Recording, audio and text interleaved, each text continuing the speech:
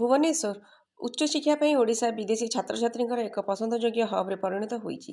ଓଡ଼ିଶାର ବିଭିନ୍ନ ବିଶ୍ୱବିଦ୍ୟାଳୟ ଓ ବୃତ୍ତିଗତ ପ୍ରତିଷ୍ଠାନଗୁଡ଼ିକରେ ବିଦେଶୀ ଶିକ୍ଷାର୍ଥୀଙ୍କ ସଂଖ୍ୟା କ୍ରମାଗତ ବୃଦ୍ଧି ପାଉଛି ବୋଲି ନିକଟରେ ତିନି ଆୟୋଗର ରିପୋର୍ଟ ପ୍ରକାଶ ପାଇଛି।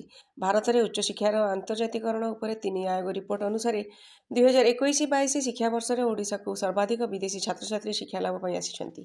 ନୀତି ଆୟୋଗ ରିପୋର୍ଟରେ ଭାରତରେ କେଉଁ ରାଜ୍ୟରେ କେତେ ପିଲା ପଢ଼ୁଥିଲେ ଏବଂ କେତେ ପଢ଼ୁଛନ୍ତି ତା ଉପରେ ପୁଙ୍ଖାନୁପୁଙ୍ଖ ସୂଚନା ଦିଆଯାଇଛି।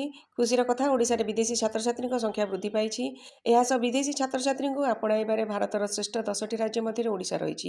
ସେହିପରି ଦେଶର ପୂର୍ବାଞ୍ଚଳ ରାଜ୍ୟଗୁଡ଼ିକ ମଧ୍ୟରେ ଓଡ଼ିଶା ପ୍ରଥମ ସ୍ଥାନ ରହିଛି ଓ ବିଦେଶୀ ଛାତ୍ରଛାତ୍ରୀ ଆପଣାଇବାରେ କିଟ୍ ଦେଶର ପଞ୍ଚମ ସ୍ଥାନରେ ରହିଛି। ରିପୋର୍ଟରେ କୁହାଯାଇଛି, କୋଲକାତା ଓ ହାଇଦ୍ରାବାଦ ଆଦି କସ୍ମୋପଲିଟାନ୍ ନଗର ହେଉଥିବା ବେଳେ ପଶ୍ଚିମବଙ୍ଗ, ତେଲେଙ୍ଗାନା ଓ ଆନ୍ଧ୍ରପ୍ରଦେଶଠାରୁ ଓଡ଼ିଶା ଅଧିକ ବିଦେଶୀ ଛାତ୍ରଛାତ୍ରୀ ପାଠ ପଢ଼ୁଛନ୍ତି। ଗୁରୁତ୍ୱପୂର୍ଣ୍ଣ ବିଷୟ, ତିନି ଆୟୋଗ ରିପୋର୍ଟ ଅନୁସାରେ ଦେଶର ପୂର୍ବାଞ୍ଚଳ ବିଭିନ୍ନ ଶିକ୍ଷାନୁଷ୍ଠାନରେ ମୋଟ 2362 ବିଦେଶୀ ଛାତ୍ରଛାତ୍ରୀ ଶିକ୍ଷାଲାଭ କରିଥିବା ବେଳେ କେବଳ କିଟ୍ରେ 2000 ଛାତ୍ରଛାତ୍ରୀ ପାଠ ପଢ଼ୁଛନ୍ତି। କିଟ୍ରେ ବିଶ୍ୱର 17ଟି ବିଭିନ୍ନ ଦେଶରୁ 2000ରୁ ଉର୍ଦ୍ଧ୍ୱ ବିଦେଶୀ ଛାତ୍ରଛାତ୍ରୀ ପାଠ ପଢ଼ୁଛନ୍ତି। ଭାରତରେ 5ଟି ଘରୋଇ ବିଶ୍ୱବିଦ୍ୟାଳୟରେ ସର୍ବାଧିକ ବିଦେଶୀ ଛାତ୍ରଛାତ୍ରୀ ପାଠ ପଢ଼ୁଛନ୍ତି।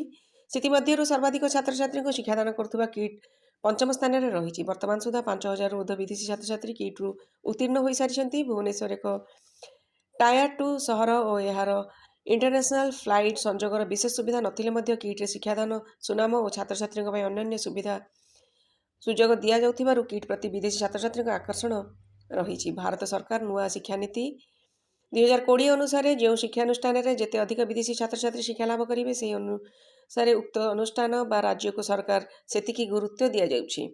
କିଟ୍ରେ ସର୍ବାଧିକ ବିଦେଶୀ ଛାତ୍ରଛାତ୍ରୀ ଶିକ୍ଷାଲାଭର ସୁଯୋଗ ସୃଷ୍ଟି କରିଥିବାରୁ ବୁଦ୍ଧିଜୀବୀମାନେ କିଟ୍ ଓ କିସ୍ ପ୍ରତିଷ୍ଠାତା ଅଚ୍ୟୁତ ସାମନ୍ତଙ୍କ ଦୂରଦୃଷ୍ଟିକୁ ସାଧୁବାଦ ଜଣାଇଛନ୍ତି।